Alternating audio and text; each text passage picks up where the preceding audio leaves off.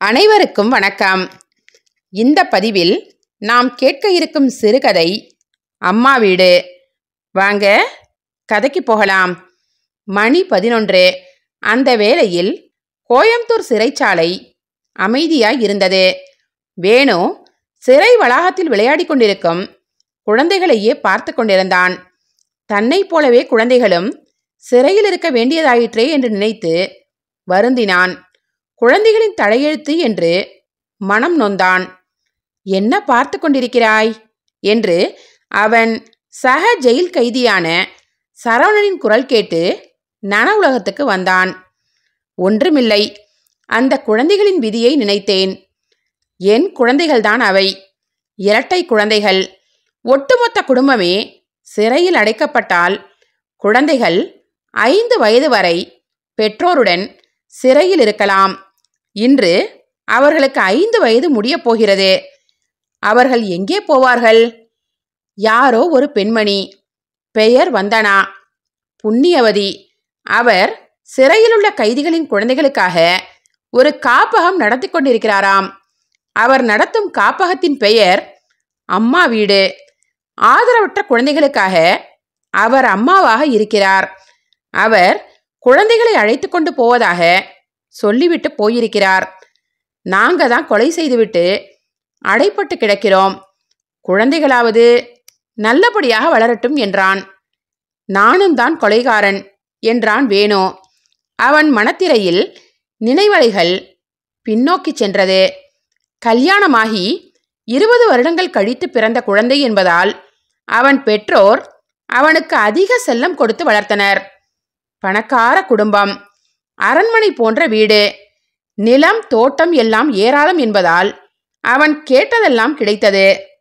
அவன் குழந்தையாய் இருக்கும்போதே செல்லமாய் வளர்க்கப்பட்டதாலோ என்னமோ அடிக்கடி கோபப்படுவான். கோபப்படுவது அவன் சுபாவம். குழந்தையிலிருந்தே அவன் ஆத்திரக்காரன், முன்கோபியும் கூட. அவன் 10வது படிக்கும்போது அவன் தந்தை மாரடைப்பால் இறந்துவிட்டார். அம்மாதான் அவனை வளர்த்தாள். அவன் வளர்ந்தான். மிகவும் கோபக்காரனாக வளர்ந்தான். கோபம் வந்தால் அவனுக்கு கண்கள் கோவைப்பழம் போல் சிவந்துவிடும். உதட்டை கடிப்பது, கையை உதறுவது போன்ற உடல் மொழிகளில் அவன் கோபத்தை வெளிப்படுத்துவான். கோபப்படுவதை தவிர அவனிடம் வேறு எந்த கெட்ட பழக்கமும் கிடையாது. கோபம்தான் அவனுடைய பலவீனம். அவனுக்கு திருமணம் நடந்தது. ஏழையானாலும் நளினமும் அழகும் நிறைந்த பெண். அவனும் அவளிடத்தில் ஆசையாகத்தான் இருந்தான். திருமணமாகி 5 வருடம் ஆகியும் குழந்தை பிறக்கவில்லை. காப்பியில் சூடு குறைவு போன்ற சின்ன விஷயத்திற்கு கூட மனைவியிடம் சீறுவான். ரொம்ப கோபம் வந்தால் கையில் கிடைத்ததை தூக்கி முகத்தில் எரியாத குறையாக விட்டெறிவான். கோபம் வருவது இயற்கை. ஆனால் அளவுக்கு மிஞ்சின கோபம் ஆபத்து என்பதை அவன் உணரவில்லை. அவன் தந்தை விட்டுப்போன சொத்து ஏராளம். 7 தலைமுறைக்கு உட்கார்ந்தே சாப்பிடலாம். அதனால்தான் என்னமோ அவன் வேலைக்கு போய் சம்பாதிக்கவில்லை. ஒரு நாள் அந்த விபரீதம் நடந்துவிட்டது. மனைவியிடம் உணவு கொண்டு வரச் சொன்னான். அவள் உடனே வரவில்லை. சாப்பிட்டுவிட்டு வேலைக்கா போகப் போகிறீர்கள் என்று சமையலறையிலிருந்து சிரித்தாள். அவன் வேலைக்கு போகாததை கேலி செய்வது போல தோன்றியதால் கோபத்தில் என்ன செய்கிறோம் என்று தெரியாமல் அவள் அருகிலிருந்த கத்தியை எடுத்து மனைவியின் வயிற்றில் பலமுறை குத்தினான். மனைவி இரத்த வெள்ளத்தில் மிதந்தாள். என்ன காரியம் செஞ்சிட்டீங்க உங்க கோபத்தால் என்று சொல்லிக் கொண்டிருக்கும் போதே அவள் உயிர் பிரிந்தது. அவன் அதிர்ச்சி அடைந்தான். அவள் உடலை மடியில் போட்டுக்கொண்டு கதறி அழுதான். ஆத்திரக்காரனுக்கு புத்திமட்டு என்னும் பழமொழிக்கு உதாரணமானான். தாகம் போன்று தன்னுள் எழும் உணர்ச்சிக்கு ஒரு மனிதன் அடிபணிந்து விட்டால் அந்த கோபம் அவனை அழிவுக்கு இழுத்துச் செல்கிறது. கையில் கத்தியுடன் காவல் நிலையத்தில் சரணடைந்தான். சிறைச்சாலை என்னும் கூட்டுக்குள் அடைக்கப்பட்டான். அவன் தாயார் பெரிய வழக்கறிஞரை வைத்து அவனை விடுவிக்க முயற்சி செய்தாள். விசாரணைக்கு பிறகு நீதிமன்றம் அவனுக்கு ஆயுள் தண்டனை தீர்ப்பு வழங்கியது. ஒரு நொடி பொழுது சிந்திக்காமல் ஒருவன் செய்யும் தவற்றுக்கு பரிகாரம்தான் சிறை தண்டனை. வெளி உலகில் வாழ்வது போல் சிறையிலும் வாழலாம். ஆனால் அங்கு கட்டுப்பாடுகள் உண்டு. அந்த கட்டுப்பாடுகள்தான் சிறையில் மனித வாழ்வில் மாற்றங்களை உண்டாக்குகிறது. சிறையில் இருப்பது முதலில் அவனுக்கு கடினமாகத்தான் இருந்தது. தனி அறையில் தத்தளித்தான். போக போக பழகிவிட்டது. செய்த தவறை நினைத்து நினைத்து வருந்துவான்.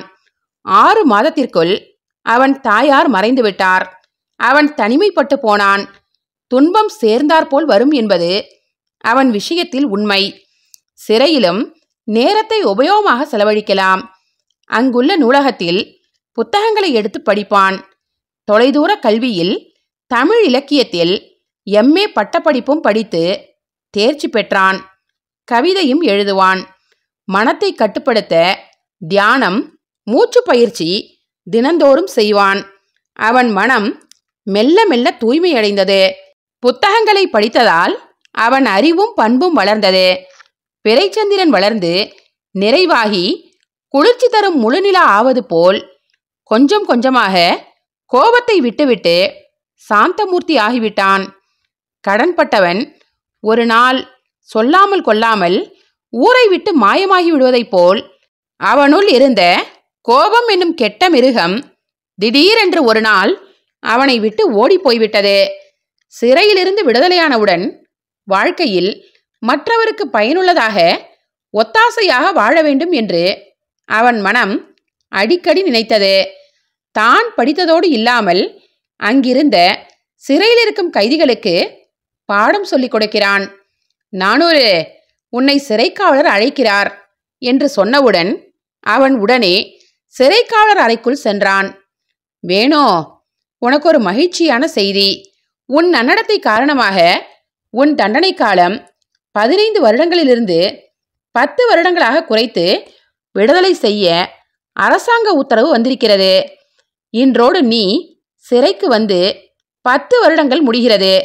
எனவே இன்று உனக்கு விடுதலை என்று சிரித்து கொண்டே சொன்னார் சிறை காவலர்.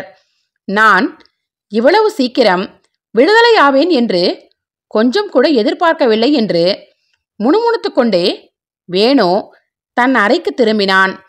சரவணனிடம் சொல்லிவிட்டு விடை பெறச் சென்றபோது ஒரு வெள்ளை பெண்மணியை அவ்விடத்தில் கண்டான். உடல் முழுவதும் வெண்மையாய் செய்த லீகோடெர்மா என்னும் நோய் அவளுக்கு வந்திருக்கிறது என்பது பார்த்தாலே தெரியும். வெள்ளை வெள்ளேர் என்றிருந்த அவளை பார்த்ததும் அவன் அதிர்ந்து போய்விட்டான். வயது நிச்சயமாக 40க்கு மேல் இருக்கும். தனித்து பார்ப்பவரை உற்று நோக்க வைக்கும் வெள்ளை தோல். கண் இறப்பைகள் கூட வெண்மையாய் இருந்தது. நெஞ்சில் ஈரமும் உணர்ச்சி மிகுந்தவளாகவும் காணப்பட்டாள். சரவணன், இவர்தான் வந்தனா. அம்மா வீடு குழந்தைகள் காப்பகத்தை காந்தி நகரில் வைத்திருக்கிறார். பணம் இல்லாவிட்டாலும் கஷ்டப்பட்டு காப்பகத்தை நடத்தி கொண்டிருக்கிறார். என் குழந்தைகளை அழைத்து போக வந்திருக்கிறார் என்று அறிமுகம் செய்து வைத்தான். என்னிடம் பணம் இருந்தும் என்னால் நல்ல செயல்களை செய்ய முடியவில்லை. பணம் இல்லாமலே மனித தொண்டு செய்கிறாளே என்று மரியாதையோடு அவளை நோக்கி கை குவித்து வணங்கினான். அவளும் இவனை பார்த்து புன்முறுவல் பூத்தாள். அவன் சிறைச்சாலை சீருடைகளை களைந்துவிட்டு தன் உடைகளை அணிந்து கொண்டு கூண்டிலிருந்து வெளிப்பட்ட பறவையைப் போல் மகிழ்ச்சியுடன் வெளியே வந்தான். பேருந்தில் ஏறி தன் வீட்டை அடைந்தான். வேணுவிடம் சிலர் பணம் கேட்டு வந்தனர். அவனை பலர் மதிக்கவில்லை. எல்லோரும் பயத்துடனும் வெறுப்புடனும் பார்த்தார்கள். துஷ்டனை கண்டது போல் தூர விலகினார்கள். அவன் பிறரிடம் பேச முயற்சி செய்து தோல்வியே அடைந்தான். கோடி கோடியாய் பணம் இருந்தால் போதுமா? யாரும் மதித்து பேச வேண்டாமா? அவனும் யாரையும் பொருட்படுத்தவில்லை. சமூகம் ஏன் தன்னை உதாசீனப்படுத்துகிறது? தவறு செய்தவன் திருந்தவே மாட்டானா என்று எண்ணினான். காலை எழுந்து 1 மணி நேரம் நடைப்பயிற்சி செய்வான். அன்றும் வழக்கம் போல் நடைப்பயிற்சி செய்ய கிளம்பிவிட்டான். அவன் அப்படி போகும்போது ஒரு வீட்டிலுள்ள ஒரு பெண்மணி முறத்திலுள்ள குப்பையை பக்கத்து வீட்டில் கொட்டியதை பார்த்து அதிர்ந்து விட்டான். இதுதான் மனித நியதி போலும். எல்லோரும் சுயநலத்துடன் இருக்கிறார்கள். யாராவது ஓரிருவர் மட்டும் பொது சேவை செய்யும் எண்ணத்துடன் இருக்கிறார்கள். சிறையில் பார்த்த வெள்ளைப்பெண் வந்தனாவை போல் என்று நினைத்தான். சிறை கைதிகளின் குழந்தைகளை காப்பகத்தில் வளர்த்து உன்னத சேவை செய்யும் வந்தனா மீது அவன் மதிப்பு அதிகமாகியது. அவள் காப்பகத்துக்கு போய் சரவணனின் குழந்தைகளை பார்க்க வேண்டுமென நினைத்தான். அவனுக்கு வாழ்க்கை இனிக்கவில்லை. வீடு பற்றி எரியும் போது தண்ணீருக்காக கிணறு வெட்டுவது போல் இல்லாமல் இப்போதே ஏதாவது நல்ல காரியம் செய்ய வேண்டும் என்று மனம் அடிக்கடி நினைத்தது. சமூகத்திற்கு பயனுள்ள செயலை செய்ய வேண்டுமென உறுதி பூண்டான்.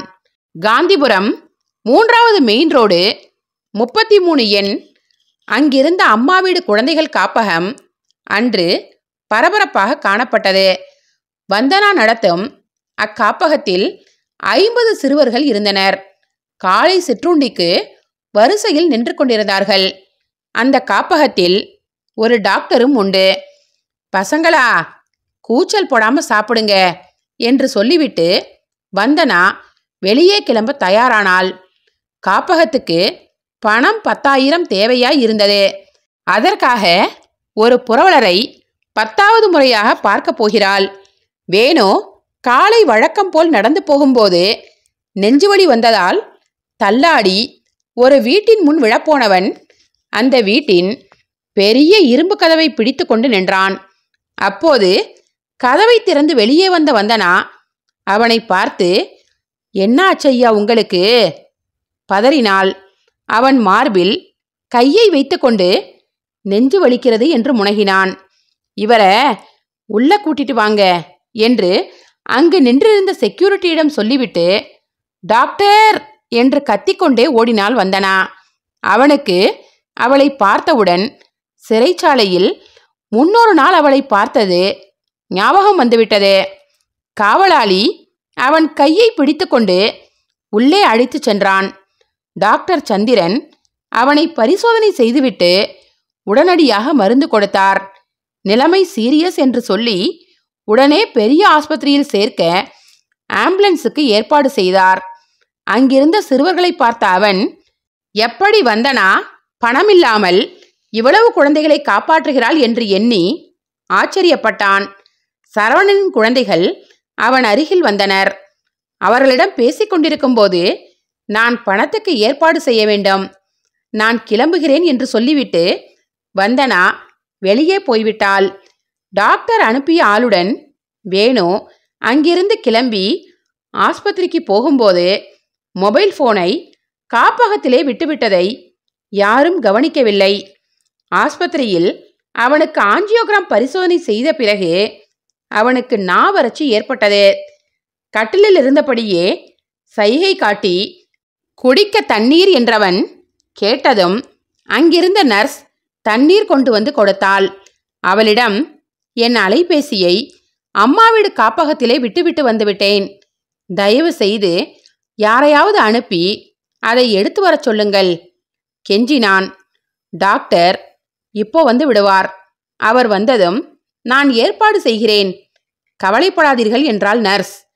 பணம் கிடைக்காத ஏமாற்றத்துடன் காப்பகத்துள் நுழைந்த வந்தனா வேணுவின் அலைபேசியை பார்த்துவிட்டு, அடடா, இதை விட்டுவிட்டு போய்விட்டாரே, நான் உடனே போய் கொடுத்துவிட்டு அவர் எப்படி இருக்கிறார் என்று பார்த்துவிட்டு வருகிறேன் என்று சொல்லிக்கொண்டே புறப்பட்டாள். வேணுவுக்கு இருதய வலி லேசாக இருப்பது போல் தோன்றியது. அறைக்குள் வந்த நர்ஸிடம், நெஞ்சு வலிக்கிறது, டாக்டரை வரச் சொல்லுங்கள் என்றான். நர்ஸ் நகர்ந்ததும் ஒரு தாளில் ஏதோ எழுதத் தொடங்கினான். அவன் எழுதி கொண்டே இருந்தான். வந்தனா அவன் இருந்த அறைக்குள் நுழையும் போது அவன் கையில் இருந்த பேனா திடீரென்று கீழே விழுந்தது. அவன் நெஞ்சை பிடித்து கொண்டான். டாக்டரும் அந்த சமயம் வந்துவிடவே உடனே சிகிச்சை செய்தார். வந்தனா மொபைலை கட்டிலில் அவன் பக்கத்தில் வைத்துவிட்டு கிளம்ப எத்தனித்தாள். அவன் கீழே விழுந்த தாளை காண்பித்து முனகினான். வந்தனா அதை எடுத்தாள். அப்போது வேணுவிடமிருந்து ஒரு சப்தம் வந்தது. அவன் கண் குத்திட்டு நின்றது. டாக்டர் அவனை பரிசோதித்துவிட்டு உதட்டை பிதுக்கினார். உயிர் போய்விட்டது என்றார். வந்தனாவுக்கு கண்கள் பனித்தது. அறிமுகம் அதிகமாகவில்லை என்றாலும் மனிதாபிமானத்தால் அவள் கலங்கினாள். கையிலிருந்த தாளை டாக்டரிடம் கொடுத்தாள். அவர் அதை வாங்கி ஒரு கண்ணோட்டம் விட்டு, அட உயில் என்று திகைப்போடு சொல்லிவிட்டு உரக்க படித்தார். வேணுவாகிய நான் சுயநினைவோடு எழுதிய உயில். எனக்கு வாரிசுகள் யாருமில்லை. என்னிடம் பல கோடி மதிப்புள்ள பணம் இருந்தும் நான் இதுவரை ஒரு நல்ல செயலையும் செய்ததில்லை. எனக்கு நெஞ்சு வலி அடிக்கடி வருகிறது. எவ்வளவு நாள் உயிரோடு இருப்பேன் என்று எனக்கு தெரியாது. சாவதற்குள் நல்ல செயல் செய்ய வேண்டும் என்பதால் நான் தீர யோசித்து இந்த உயிலை எழுதுகிறேன்.